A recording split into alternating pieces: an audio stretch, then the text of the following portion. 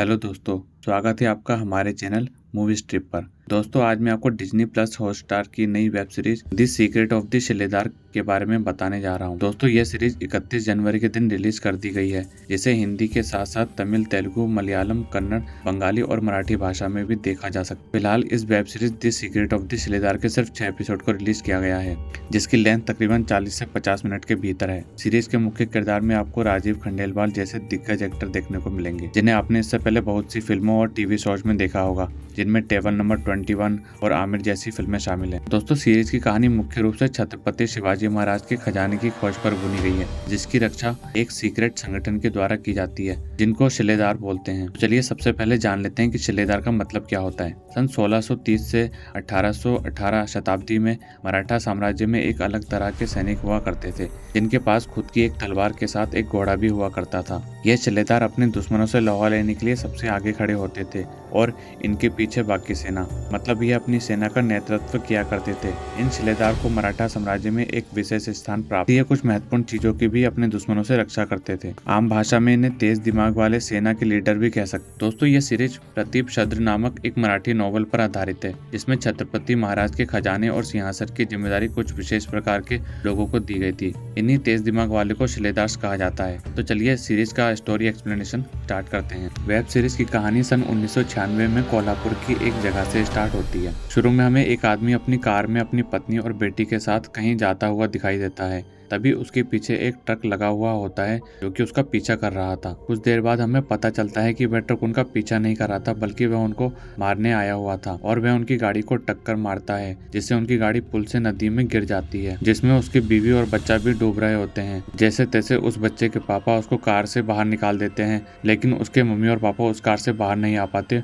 और वो मर जाते हैं। अब सीन हमें प्रेजेंट में रायगढ़ में दिखाया जाता है। रवि, जो कि एक डॉक्टर है, वह अपने छोटे भाई आदित्य के साथ रहता है। तभी सीन एक मंदिर में शिफ्ट होता है। वहाँ हमें दीक्षित नाम के एक जज को दिखाया जाता है। वहाँ उन्हें प्रसिक नाम का एक आदमी मिलता है। दीक्षित प्रसिक को बताते हैं, आज तक मैंने सारी जिम्मेदारी किसी और के लिए संभाली। जो शिलेदारों का असली वारिस है, वह इसके आगे उसे संभालेगा। प्रसिक पूछता है, क्या वे उसके लिए तैयार हैं? जज कहते हैं, हमारे पास अब टाइम नहीं है, उसे सब कुछ बताना ही होगा। और वे जाते हुए प्रसिक से कहते हैं, पानी में सूरज की इमेज को देखकर प्रार्थना करते हुए जाना। प्रसिक जब पानी में जाकर सूरज की इमेज को देखता है तो उसे वहाँ एक चाबी मिलती है। अगले सीन में प्रभु नाम का गुंडा फोन करके कहता है, मुझे पता चला है जज बीमार है और उसको कैंसर है। रामचंद्रन मुंबई का एक गवर्नर है। वह कहता है कि इतने सालों में पहली बार यह शिलेदार इतना कमजोर दिखाई दे रहा है। यह कोई ना कोई हरकत जरूर करेगा, तुम बस उस पर नजर बनाए रखना। अगले दिन जज दीक्षित अपनी बुक लॉन्च करने वाले होते हैं, तभी उन्हें हार्ट अटैक आ जाता है। उस समय उस मौके पर डॉक्टर रवि भी वहां मौजूद था, इसलिए वह मौके पर आकर जज को चेक करता है, लेकिन उनकी पल्स बिल्कुल नॉर्मल रहती है। फिर रवि की नज़र जज को चेक करते टाइम की अंगूठी पर पड़ती है, क्योंकि बिल्कुल वैसी ही अंगूठी उसके पिताजी के पास भी थी। वे जज उसके कान में कहते हैं, शौर्य को पाने के लिए सबसे पहले अपने कर्तव्य को जानो। कुछ देर बाद जज की असिस्टेंट प्रियल, जो कि एक लॉयर भी है, रवि को जज की साइन की हुई एक बुक देती है, जिसमें एक नोट लिखा होता है। जज साहब रवि को अकेले में मिलने के लिए बुलाते हैं। तभी हमें दूसरा सीन दिखाया जाता है। इस सीन में रामचंद्र पंडित जी से कहता है कि मैं विजयनगर साम्राज्य का वारिस हूँ। आप पूजा करके मेरे पूर्वजों को बुलाकर उनसे पूछिए कि खजाना कहाँ छुपा रखा है। उसी रात रवि जज से मिलने के लिए जज के ऑफिस जाता है। वहीं कोर्ट के बाहर एक कार में 2 लोग बैठे होते हैं, जो जज पर नजर रख रहे होते हैं, और वह रवि को जाते हुए देख लेते हैं। फिर वह फोन करके प्रभु को बता देते हैं। प्रभु कहता है कि वह डॉक्टर इतनी रात में जज को चेक करने नहीं आया है, कुछ तो गड़बड़ है, तुम लोग उन पर नजर बनाए रखो, मैं आता हूँ। रवि जज से पूछता है, आपकी पल्स एकदम नॉर्मल चल रही थी, फिर आपने अटैक का झूठा ड्रामा क्यों किया? जज उसे बताते हुए कहते हैं कि हमारा एक संगठन है शिलेदारों का, जिसमें बहुत कम लोग बचे हैं, भी उन्हीं का हिस्सा हो, बस तुम्हें किसी ने आज तक बताया नहीं। रवि उनसे पूछता है, आप क्या कह रहे हो, मुझे कुछ समझ में नहीं आ रहा है, और आपके पास ये अंगूठी कहाँ से आई? जज उन्हें फोटो दिखाते हुए कहते हैं, तुम्हारे पापा मेरे बहुत अच्छे दोस्त थे, तुमने ऐसी ही अंगूठी उनके पास भी देखी होगी। तुम्हारे पापा का एक्सीडेंट नहीं बल्कि एक प्लान मर्डर था, पर तुम बच गए थे। फिर तुम्हें एक फैमिली से अडॉप्ट करवाया था। तुम्हारे पापा शिलेदारों के प्रमुख थे। तुम्हारे पापा की जिम्मेदारी अब तुम्हें निभानी है और तुम्हें अब शिलेदारों का प्रमुख बनाना है, जिसका एक ही कर्तव्य है, छत्रपति शिवाजी महाराज के खजाने की रक्षा करना। तभी वहाँ वो दोनों गुंडे आ जाते हैं और जज को बताते हैं, हम इलेक्ट्रिशियन हैं, आपके यहाँ शॉर्ट सर्किट हुआ है, उसे ही चेक करने आए हैं और जबरदस्ती उनके चैम्बर में आकर चेक करने लगते हैं। इसे देखकर जज रवि को बुक देते हैं और उसे चले जाने के लिए कहते हैं। रवि के जाते ही वहां पर प्रभु आ जाता है। अगले दिन पुलिस रवि को जज के मर्डर के आरोप में पुलिस स्टेशन ले जाती है। रवि कहता है कि मैंने मर्डर नहीं किया। उस दिन 2 इलेक्ट्रीशियन आए हुए थे, मेरे जाने के बाद भी वह दोनों वहीं पर थे। तभी वहां पर प्रियल आ जाती है। इंस्पेक्टर उसे बताता है जज के चैम्बर में यह 8 बजे अंदर गया और 9 बजे बाहर आ गया, कि पहले ना कोई अंदर गया और ना कोई बाहर आया। सीसीटीवी फुटेज साफ बता रही है मर्डर इसी ने किया है। रवि इंस्पेक्टर को मैसेज दिखाते हुए कहता है, अगर आपके हिसाब से 9 बजे का मर्डर करके उनके चैम्बर से अगर वह बाहर आया तो फिर जज दीक्षित ने उसे 9:30 बजे कैसे मैसेज भेजा। इंस्पेक्टर कहता है, ये झूठा मैसेज तुमने ही भेजा होगा। तभी आदि उनसे कहता है, कल रात मेरा भाई मेरे साथ ही था। अगर आपको विश्वास ना हो तो जज दीक्षित और मेरे भाई की लोकेशन चेक कर लीजिए, तो पता चल जाएगा कि 9:30 बजे तक जज साहब जिंदा थे या नहीं। प्रियल इंस्पेक्टर से कहती है, आप सीसीटीवी रिकॉर्डिंग के भरोसे कैसे कह सकते हो कि मर्डर रवि ने किया है? ढंग का सबूत लाइए, फिर इसे अरेस्ट कीजिए। पुलिस स्टेशन से बाहर आने के बाद प्रियल रवि से पूछती है, हमारे और जज दीक्षित के बीच क्या बात हुई थी? रवि कहता है, उन्होंने मुझे बताया था कि मैं एक शिलेदार हूँ। वह मुझे कुछ और भी बताना चाहते थे, लेकिन वहाँ वो दोनों इलेक्ट्रीशियन आ गए और जज साहब ने मुझे वहाँ से चले जाने के लिए कह दिया। फिर रवि कहता है कि जज दीक्षित ने मुझे इतना अजीब मैसेज क्यों भेजा। फिर वो लोग मैसेज को डिकोड करने में लग जाते हैं और रवि कहता है, दीक्षित सर जो मुझे बताना चाहते थे वे उन्हीं के चैम्बर में है। यहाँ से वो लोग दीक्षित सर के चैम्बर में पहुँच जाते हैं। प्रभु भी उनका पीछा करते हुए वहाँ पहुँच जाता है, लेकिन इंस्पेक्टर मित्रा उससे पूछता है, यह वैन पिछले दिनों से यहाँ पर क्या कर रही है? तो प्रभु उन्हें बताता है, मैं इसका ड्राइवर हूँ और 2-3 दिन से कोर्ट में रिपेयरिंग का काम चल रहा है, इसलिए वह यहाँ आया हुआ है। प्रियल और रवि जब चैम्बर में जाते हैं तो उनको वहाँ अशोक स्तंभ दिखता है। प्रियल अशोक स्तंभ का एक चक्र घुमाने लगती है तो कुछ नहीं होता है। फिर वो लोग चारों स्तंभ एक साथ घुमाने लगते हैं। तभी उन्हें स्तंभ के नीचे से एक किसी चीज का हिस्सा मिलता है। तभी वहाँ पुलिस भी आ जाती है और वह लोग खिड़की से कूदकर बाहर निकल जाते हैं। उन्हें जाते हुए इंस्पेक्टर मित्रा भी देख लेता है। अगले सीन में प्रताप को छत्रपति शिवाजी महाराज के जीवन पर उनकी खोज करने के लिए शुभ भूषण पुरस्कार दिया जाता है, लेकिन प्रताप उसे लेने से इनकार कर देता है और कहता है, मैं अपने आप को इसके लायक नहीं समझता। के बाद रवि और प्रियल एक होटल पर रुकते हैं। प्रियल रवि को एक कागज देती है और कहती है, यह भी इस हिस्से के साथ मिला है, लेकिन उस पेपर में कुछ लिखा नहीं होता। तभी चाय की भाप से उसे कागज में नंबर दिखने लगते हैं। आदि उन नंबर को सर्च करके बताता है कि यह मुंबई में किसी चोर बाजार की लोकेशन के कोऑर्डिनेट हैं। रवि कहता है कि इसका मतलब जज दीक्षित चाहते थे कि मैं मुंबई जाऊं और अगला क्लू उन्हें वहीं मिलेगा। आदि कहता है कि इंस्पेक्टर अपनी गाड़ी का नंबर नोट करके जरूर उन्हें ट्रैक कर रहा होगा। फिर वे लोग गाड़ी को छोड़कर मुंबई के लिए किसी बस से निकल जाते हैं और वहां जाकर फिर प्रतीक से मिलते हैं। प्रतीक उनसे पूछता है, तुम्हारा किसी ने पीछा तो नहीं किया? कुछ देर बाद प्रभु और उसके गुंडे वहां आ जाते हैं और उनके बीच फाइट होने लगती है, लेकिन वे लोग किसी तरह बचकर निकल जाते हैं। वहीं दूसरी तरफ इंस्पेक्टर मित्र को उनकी कार की लोकेशन मिल जाती है और कांस्टेबल उन्हें बताता है कि वैन के ड्राइवर प्रभु और उसका आईडी कार्ड भी फेक है और मोबाइल नंबर भी गलत है। इधर प्रतीक उन लोगों को अपने घर ले जाता है और उन्हें बताता है कि मुगलों ने रायगढ़ किले पर खजाना लूटने की कोशिश की, लेकिन शिलेदारों की फौज ने वह खजाना पहले ही कहीं और छुपा दिया था। तब से उस खजाने की रखवाली की जिम्मेदारी उनकी पीढ़ियां करती आ रही हैं। रवि उनसे पूछता है कि क्या आप भी शिलेदार हो? तब प्रतीक बताता है कि मैं शिलेदार नहीं हूँ, मैं 20 साल पहले आर्कियोलॉजिकल सर्वे में काम करता था। तब दीक्षित सर ने मुझे महाराष्ट्र के कुछ हिस्सों में खुदाई करने के लिए अनऑफिशियल काम दिया था। आज तुम्हारे पास जो हिस्सा है उसे ढूंढने के लिए गुंडों ने मेरी बीवी को जिंदा जला दिया था। दीक्षित सर ने मुझसे कहा था कि एक शिलेदार जरूर आएगा, तब तुम उसे यह चाबी दे देना। तभी प्रियल बाहर जाकर रामचंद्रन को फोन करती है और रामचंद्रन उससे कहता है, मुझे रवि के अगले प्लान की अपडेट हर हाल में चाहिए। इससे हमें यह पता चलता है कि प्रियल भी उस गवर्नर के साथ में मिली हुई थी। अगले सीन में हम देखते हैं इंस्पेक्टर मित्र उस होटल में पहुंच जाता है और अपने कांस्टेबल से सीसीटीवी रिकॉर्डिंग देखने के लिए कहता है। इंस्पेक्टर को रवि की कार में एक जीपीएस ट्रैकर भी मिलता है। कांस्टेबल उन्हें बताता है वह तीनों बस से मुंबई की तरफ गए हैं। इंस्पेक्टर उससे कहता है कि वह लोग जिस पर नजर रख रहे हैं उस पर किसी और की भी नजर है। फिर प्रतीक रवि को बताता है, खजाने की चाबी के 3 हिस्से हैं। एक हिस्सा तुम्हें दीक्षित सर के चैम्बर से मिला था, दूसरा तुम्हारे पापा के पास था, शायद अब उन हत्यारों के पास होगा, और तीसरा पता नहीं। रवि उनसे कहता है उस रात दीक्षित सर ने उसे एक किताब दी थी। फिर प्रतीक जब उस किताब को चेक करता है तो उसमें से उन्हें एक मैप मिलता है। रवि बताता है, मेरे हिसाब से यह ब्रिटिश जमाने में बनाई गई अंडरकवर पाइपलाइन का मैप हो सकता है।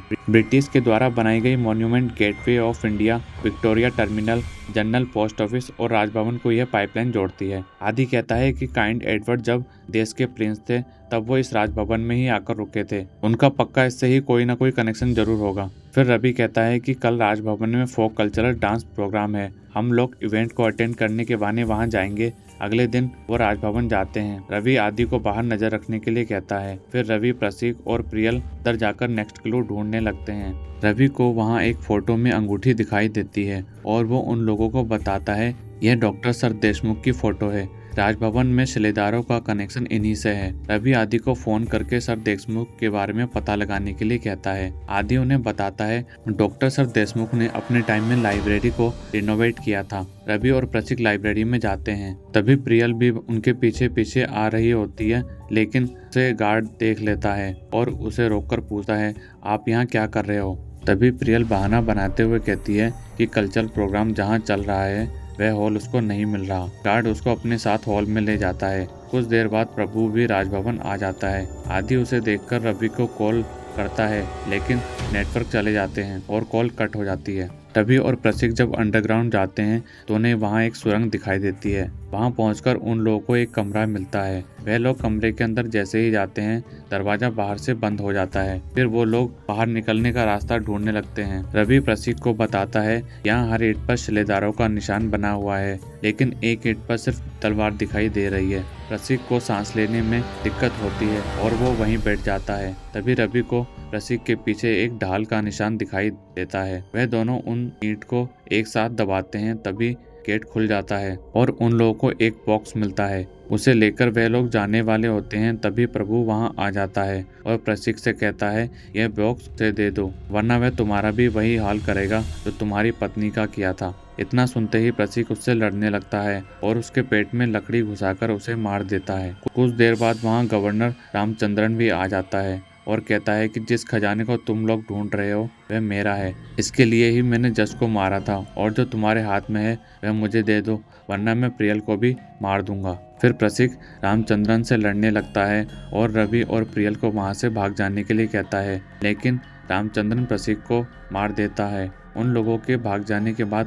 पुलिस भी वहां आ जाती है। रामचंद्रन पुलिस से कहता है कि गोली की आवाज़ सुनते ही मैं यहां आया था। कुछ लोगों ने मुझ पर अटैक किया तो मैंने से बचने के लिए सेल्फ डिफेंस में उन पर गोलियां चला दी। 2 लोग यहां मरे पड़े हैं और 2 लोग यहां से भाग गए। रवि और प्रियल बाहर आकर आदित्य को प्रसिक के मरने की बात बता देते हैं। इसके बाद प्रियल उन दोनों को एक बंद थिएटर में लेकर चली जाती है। रवि आदि को बॉक्स दिखाते हुए कहता है, इसमें मोड़ी लिपि में कुछ लिखा है जिसे पढ़ने में डॉक्टर प्रताप हमारी मदद कर सकते हैं, क्योंकि हम दोनों की मंजिल छत्रपति शिवाजी महाराज की तरफ जाती है। फिर प्रियल उन्हें बताती है कि जब मैं ड्यूटी ज्वाइन करने वाली थी तब गवर्नर रामचंद्र ने मुझे स्पेशल असाइनमेंट के लिए अपॉइंट किया था। मुझे दीक्षित सर की हर मूवमेंट की अपडेट उन्हें देनी थी। दीक्षित सर और प्रसिक के साथ जो भी हुआ उसके लिए मैं खुद को कभी माफ नहीं कर सकूंगी। रवि कहता है, मैं समझ सकता हूँ तुमने अब तक जो भी किया अनजाने में किया, लेकिन गवर्नर का असली चेहरा हमें मिलकर अब सबके सामने लाना ही होगा। अगले सीन में रामचंद्रन प्रेस कॉन्फ्रेंस बुलाकर कहता है, 3-4 लोग सिक्योरिटी तोड़कर राजभवन में कैसे घुस सकते हैं, इसकी इंक्वायरी होनी चाहिए। तभी वहां इंस्पेक्टर मित्र आ जाता है और दूसरे इंस्पेक्टर सुभाष को बताता है, मैं जज के मर्डर केस में फॉलो अप करने के लिए इधर आया हुआ हूँ। मुझे लगता है कि हमारे केस कनेक्टेड है। अगले दिन रवि प्रताप से मिलने जाता है और उसकी असिस्टेंट को बताता है कि वह एक ब्लॉगर है और सर का इंटरव्यू लेने आया हुआ है। उनकी असिस्टेंट कहती है, आप लोग बिना अपॉइंटमेंट के सर से नहीं मिल सकते और उन्हें जाने के लिए कहती है, लेकिन वे लोग बहस करने लगते हैं और शोर सुनकर प्रताप बाहर आ जाता है। तभी रवि उन्हें बॉक्स दिखाते हुए कहता है, इस पर मोड़ी लिपि में कुछ लिखा हुआ है, इसे खोलने में हमें आपकी हेल्प चाहिए। इसके अंदर बहुत इंपॉर्टेंट कोड है जो हमें किसी खजाने तक पहुंचा सकता है। प्रताप को उन पर भरोसा नहीं होता और वह बाहर जाकर किसी बहाने से पुलिस को फोन कर देता है। फिर रवि उस खजाने की चाबी का हिस्सा दिखाता है और कहता है, अगर इसे देखकर आप कहेंगे कि कोई खजाना नहीं है तो मैं वापस चला जाऊंगा। प्रताप कहता है, अगर यह वह चाबी है जो मैं सोच रहा हूँ तो फिर यह विजयनगर साम्राज्य के खजाने की चाबी है। फिर वह बॉक्स के ऊपर लिखी लाइन को पढ़कर बताता है यह छत्रपति शिवाजी महाराज की जन्मतिथि है। फिर वो लोग छत्रपति शिवाजी महाराज की डेट ऑफ बर्थ को उस बॉक्स पर डालते हैं, लेकिन बॉक्स नहीं खुलता। तभी रवि को कुछ याद आता है और वह कहता है कि यह कांटा पायादी कोडिंग सिस्टम से ही खुलेगा और इसका अपना एक चार्ट होता है जिसमें हर लेटर के लिए अपना एक नंबर है। फिर आदि इंटरनेट पर सर्च करके हर लेटर का नंबर रवि को बता देता है। इसके बाद जैसे तैसे करके वह लोग पासवर्ड डालकर बॉक्स को खोल लेते हैं कि अंदर उन्हें एक खंजर मिलता है। प्रताप उन लोगों को बताता है महाराज के पास स्पेन में बने हुए कुछ हथियार थे और जब वो यहाँ आते थे तो उन पर IHS लिखा होता था। ये खंजर उन्हीं का है और इसके साथ ही उन्हें कपड़ा भी मिलता है जिसमें भगवान विष्णु के 10 अवतार बने हुए होते हैं। फिर प्रताप उन्हें बताता है कि कर्नाटक के बादामी केव के पास भगवान शिव के भूतनाथ का मंदिर है। उस मंदिर के पास यह नक्काशी बनी हुई है। तभी वहां प्रताप की असिस्टेंट आकर बताती है कि बाहर पुलिस आई हुई है और उनका कहना है कि आपने ही उन्हें बुलाया है। प्रताप कहता है कि मैंने तुम लोगों की बात को सुनने से पहले ही पुलिस को यहाँ बुला लिया था। रवि उनसे कहता है कि अगर पुलिस हमें पकड़ लेती है तो ये सारी खोज सरकारी फाइल में दबकर मर जाएगी और महाराज की धरोहर को वापस लाने का सुनहरा मौका हमेशा के लिए हमारे हाथों से निकल जाएगा। फिर प्रताप उन्हें अपने चॉपर में बिठाकर कर्नाटक के लिए निकल जाता है और इंस्पेक्टर उनके चॉपर की फोटो को खींच लेता है। फिर विश्वास को फोन करके चॉपर की टेल नंबर बताकर उसकी लोकेशन को ट्रैक करने के लिए कहता है और विश्वास भी उसे बताता है कि सुरंग में मरने वाला दूसरा आदमी प्रभु है जो पिछले 8 साल से पैरोल में जेल से बाहर है। फिर मित्रा उससे कहता है कि ये राजभवन में बिना परमिशन के कैसे घुस गया और आपको गवर्नर का स्टेटमेंट कुछ डाउटफुल नहीं लग रहा। विश्वास कहता है हम इंक्वायरी करेंगे। इधर वो लोग बादामी केव पहुंच जाते हैं और पत्थर पर नक्काशी को देखकर प्रियल पूछती है अगर ये क्लू है तो यहाँ कुछ और भी होना चाहिए। तभी रवि को उस कपड़े में उल्टा शिवलिंग दिखता है। आदि उससे पूछता है कि विष्णु के 10 अवतार के साथ उल्टी शिवलिंग का क्या मतलब हो सकता है। फिर रवि मंदिर की तरफ इशारा करते हुए कहता है यह उस मंदिर का शिवलिंग है कि परछाई पानी पर हमेशा उल्टी पड़ती है। वहीं दूसरी तरफ विश्वास मित्र को बताता है चॉपर कर्नाटक के बादामी केव के पास कहीं लैंड हुआ है। फिर विश्वास उसे फोटो दिखाते हुए बताता है गवर्नर अपने सिक्योरिटी को बिना बताए कहीं गायब हो गया है। इसके बाद वह लोग भी कर्नाटक के लिए निकल जाते हैं। तभी सीन शिव मंदिर में शिफ्ट होता है। प्रताप बताता है कि यह शिवलिंग अलग है क्योंकि इस पर जल की कोई धारा नहीं है। तभी रवि को जल के बाहर जाने वाले रास्ते पर एक पत्थर मिलता है जिस पर शिलेदारों का निशान बना होता है। फिर वह बताता है यह एक इशारा है, हमें रुकी हुई धारा तक पहुंचना है। प्रियल कहती है यहाँ आते हुए मैंने मंदिर के पीछे पानी का आउटलेट देखा था। फिर वो लोग मंदिर के पीछे जाते हैं। रवि को पानी के आउटलेट में से एक शंख मिलता है। फिर प्रताप एक गुफा की तरफ इशारा करते हुए कहते हैं भगवान विष्णु एक सिंहासन पर विराजमान है, हमें वहां जाना है। वहां जाते हुए प्रताप थक जाता है और उन लोगों को आगे बढ़ने के लिए कहता है। वो लोग प्रताप को छोड़कर आगे बढ़ जाते हैं। तभी वहाँ गवर्नर आ जाता है और रवि से कहता है खजाना कहाँ है, अगर तुमने नहीं बताया तो वह तुम्हारे भाई को मार देगा। इसके बाद रवि उन्हें गुफा की तरफ ले जाता है। उन्हें वहां पर भगवान विष्णु के तीसरे अवतार की मूर्ति दिखती है। रवि शंख को जैसे ही मूर्ति में लगाता है वहां एक दरवाजा खुलता है और उसके अंदर दूसरा एक और दरवाजा दिखाई देता है जिसे वह छत्रपति शिवाजी महाराज की खंजर से खोल देता है और उन्हें खजाना मिल जाता है। तभी रवि प्रियल से कहता है महाराज का सिंहासन यहाँ नहीं है, सोचो क्या इस खजाने के लिए मेरे पापा जज साहब और प्रसिद्ध जी शहीद हुए थे। प्रियल कहती है इसका मतलब एक और खजाना है जिसकी रखवाली शिलेदार कर रहे हैं। रवि कहता है हम अब तक सोच रहे थे कि ये किसी खजाने की खोज है, लेकिन हम लोग गलत थे। शिलेदार जिस खजाने की रक्षा सालों से करते आ रहे हैं वह असली खजाना छत्रपति शिवाजी महाराज का सिंहासन है और उसे शिलेदारों ने कहीं और छुपा दिया होगा। रवि कहता है लेकिन वह खजाना कहाँ है, उसका क्लू हमें कहाँ मिलेगा। फिर वो लोग वही ढूंढने में लग जाते हैं। तभी रवि की नज़र एक बॉक्स पर पड़ती है। वो उस बॉक्स में महाराज का खंजर जैसे ही लगाता है उसमें से चाबी का तीसरा हिस्सा भी उसे मिल जाता है, जिसे देखकर प्रियल कहती है अगर चाबी के 3 हिस्से हैं, पहला दीक्षित सर के चैम्बर से हमें मिला, दूसरा ये रहा और फिर तीसरा कहाँ है। रवि कहता है दूसरा हिस्सा मेरे पापा के पास था जो शायद अब उनके हथियारों के पास होगा। फिर वह गवर्नर से चाबी के तीसरे हिस्से के बारे में पूछने लगता है। गवर्नर उससे कहता है मुझे नहीं पता। तभी प्रताप वहां पर आ जाता है और वह गवर्नर को गोली मार देता है। रवि उन्हें वह बॉक्स देता है। उसकी लाइन को पढ़कर प्रताप बताता है सिंहासन रायगढ़ किले में है। प्रियल कहती है तुम लोग रायगढ़ जाओ, मैं और आदि इन दोनों को संभाल लेंगे। उन लोगों के जाने के बाद पुलिस वहां आ जाती है। प्रियल उनसे कहती है, मैं एक अंडरकवर एजेंट हूँ। इंस्पेक्टर पूछता है, तुम इन क्रिमिनल के साथ क्यों भाग रही थी? प्रियल कहती है, पहले आप इन्हें अरेस्ट कीजिए, मैं आपको सब कुछ बताती हूँ। इधर रवि और प्रताप रायगढ़ किले में पहुंच जाते हैं। प्रताप कहता है, रायगढ़ में ऐसी कई जगह हैं जो सुरंग की तरह धंस चुकी हैं, लेकिन अब भी दो बची हैं। एक है अंधभर और दूसरी खरबत खाना। फिर वो बताता है विजय स्तंभ, महाराज का कोर्ट और महाराज का निवास स्थान, इन तीनों जगहों को खरबत खाना कनेक्ट करती है। फिर वो लोग खरबत खाना के अंदर चले जाते हैं। रवि पूछता है, आपको इस कमरे की डिजाइन कुछ अजीब नहीं लग रही? फिर प्रताप बताता है, उस जमाने में राजा के गुप्तचर बैठकर राजा को यहाँ खबरें दिया करते थे। लेकिन रवि कहता है, मुझे नहीं लगता कि ये कमरा गुप्त चर्चा के लिए बनाया गया होगा। देखिए ना, बाहर कितनी रोशनी और कमरे में कितना अंधेरा है। सिलेदारों ने यह कमरा दुश्मन को गुमराह करने के लिए बनाया होगा, ताकि दुश्मन अगर यहाँ पहुँच भी जाए तो यह बंद कमरा देखकर बगैर यह सोचे कि इस कमरे के आगे भी कोई रास्ता हो सकता है और यहाँ से वापस लौट जाए। मुझे लगता है कि सिंहासन तक पहुँचने का रास्ता इसी कमरे से होकर आगे जाता है। फिर वह लोग रास्ता ढूंढने में लग जाते हैं। फिर रवि को दीवार पर अर्ध चंद्राकार का निशान दिखाई देता है। रवि उसे जैसे ही दबाता है तभी दरवाजा खुल जाता है, जिसके अंदर उन्हें एक लंबी सुरंग दिखाई देती है। उन्हें आगे बढ़ने के लिए बीच बीच में क्लू मिलते जाते हैं और लास्ट में उन्हें एक दरवाजा मिलता है, जिसके अंदर एक और दूसरा दरवाजा होता है। रवि चाबी के हिस्से को उसमें लगाते हुए कहता है, इतनी लंबी खोज के बाद भी हमारे पास चाबी के तीनों हिस्से नहीं है। तभी प्रताप इतने पर उसे गोली चला देता है और रवि के हाथ पर गोली लग जाती है। और प्रताप उससे कहता है, शायद चाबी के 3 हिस्से थे ही नहीं, यह सिर्फ एक अफवाह है जो शिलेदारों ने फैलाई थी, ताकि हम जैसे सिंहासन को ढूंढने वाले गुमराह हो जाएं। फिर वह कहता है, तुम्हारे पापा और जज को मरवाने वाला मैं ही था। गवर्नर रामचंद्रन तो मेरा छोटा सा प्यादा था। तभी रवि उनके पास चाबी का दूसरा हिस्सा देख लेता है। रवि पूछता है, पर यह सब किस लिए कर रहे हो? प्रताप उसे बताता है, शिवाजी से पहले मेरे वंशज यहाँ राज किया करते थे, लेकिन शिवाजी ने मेरे वंशजों को बेरहमी से मार डाला था। इसके बाद प्रताप चाबी का दूसरा हिस्सा उस दरवाजे में लगा देता है। दरवाजा तब भी नहीं खुलता, लेकिन वहाँ पानी भरने लगता है। फिर उन दोनों में फाइट होने लगती है। इसके बाद रवि उससे कहता है, चाबी के 3 हिस्से हैं। मुझे शुरू से ही तुम्हारी कुछ बातें खटक रही थी। जब मैं तुम्हारे घर पर आया तब तुमने मुझे शिलेदार कहा था। हम एक दूसरे से जबकि पहले कभी मिले भी नहीं थे। फिर तुम्हें कैसे पता चला कि मैं एक शिलेदार हूँ? तुम्हारा सच जानने के लिए ही मैं तुम्हें सब कुछ बताया था, बस ये नहीं बताया कि चाबी का तीसरा हिस्सा मेरे पास है।